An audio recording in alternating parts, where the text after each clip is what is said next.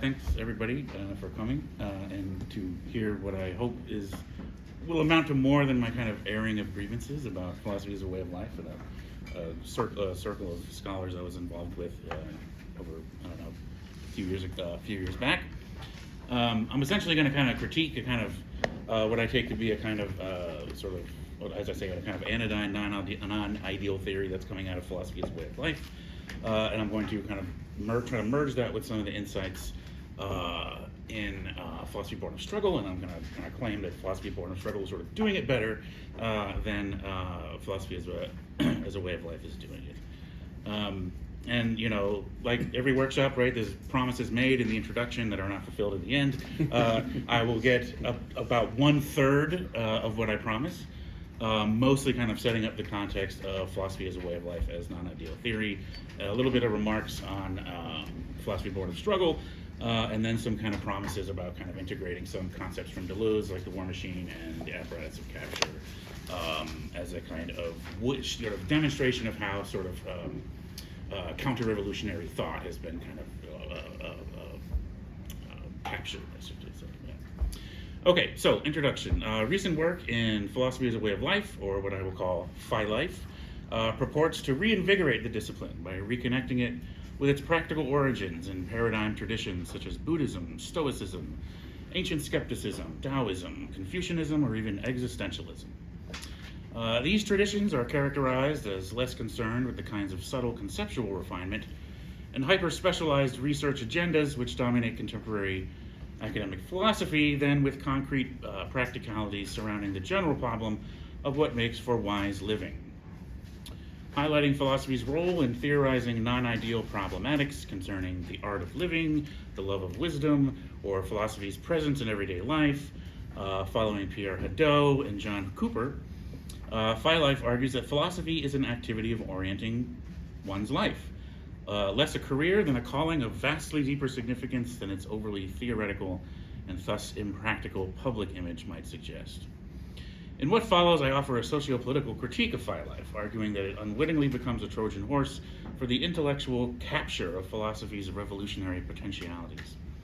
Drawing on resources from the work of Leonard Harris's Philosophy Born of Struggle and Lee McBride's Pragmatism for the Oppressed, as well as Gilles Deleuze's concept of the war machine and the apparatus of capture, my argument critically investigates how the present image of Phi Life inadvertently neutralizes philosophy's capacity for radical social and political transformation.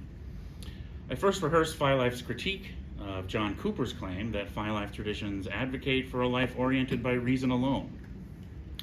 By contrast, Pierre Hadot, as well as more recent thinkers such as Stephen Grimm, Caleb Coho, Nick Bomarito, Stephen Engel, Karen Storr, Jennifer Cassetti-Ferenczi, Simone Kotva, Matthew Sharp, Michael Ire, and there's more, call for a more pluralistic Phi Life, which includes phenomenological, existential, and spiritual religious elements.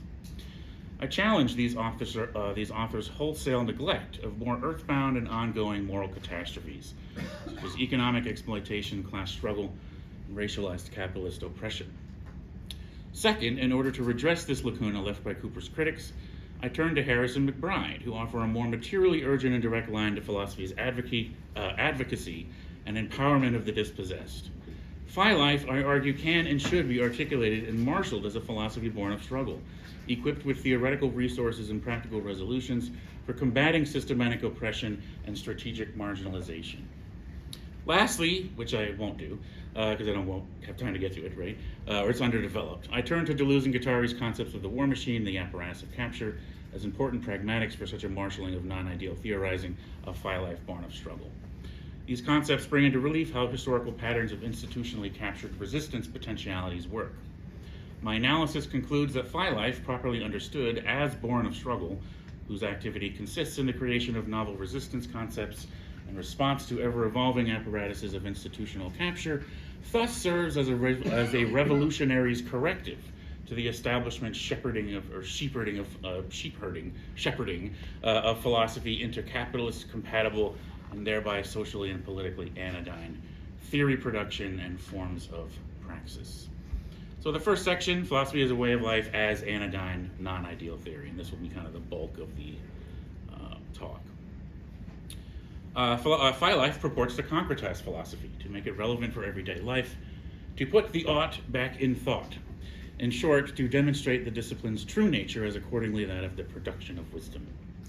Professionalization and specialization notwithstanding, Phi Life maintains that a life can be lived in a way that is distinctively philosophical, as distinct, yet potentially compatible with ways of life defined by received value systems and traditions, such as Christianity or Buddhism, various indigeneities, secular liberalism, atheism, libertarianism, hedonism, etc. Philosophers Stephen Grimm and Caleb Coho argue for a way of that for a way of life to count as suitably philosophical, it must meet three jointly necessary criteria. Namely, first, a commitment to a value-prescribing worldview. Two, a structuring of one's life around that worldview. And three, this is kind of the most interesting one, a worldview-aligned engagement in what they call truth-directed practices, where the latter refers to a practice's truth-conduciveness on the condition that its worldview happens to correspond with reality. And I think it might be a kind of correspondence theory of truth kind of lurking in the background here that might be problematic. It's something that I realized as I was editing it last night. So if Buddhism is true, for instance, meditation would help you appreciate emptiness, liberation from desire, and the transitory nature of the self. If Christianity were true, on the condition that such a God exists, praying would be a plausible way of connecting with God, etc. While our faculty of reason has an important role to play in truth-directed practices, most Phi Life authors acknowledge that reason is not the exclusive road to truth and reality. Consider, for instance, profound experiences of beauty. This approach serves as a foil to John Cooper, who draws the lesson from ancient Western philosophers that living one's life philosophically means living in strict accordance with reason.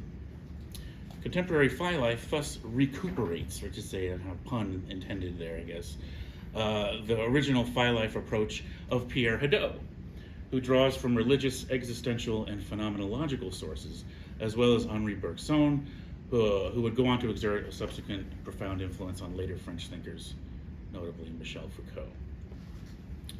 Foucault. So the first kind of subsection here, Phi Life and the image of thought, was going to kind of bring some Deleuze into this.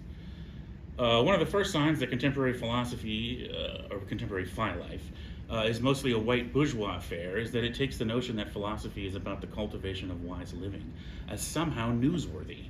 That is, as something revelatory, a novel avenue of teaching and research in our contemporary context that needs renewal and revitalization, right? As it likely would seem to those habituated only to professional philosophy's standard operating procedure. Right? However, thinkers from more minor traditions would likely find a more terrestrial description of philosophy's vocation entirely obvious, right? Especially those in the vein of classical pragmatism or personalism. For example, John Dewey, Alain Locke, Martin Luther King Jr., Cornel West, right?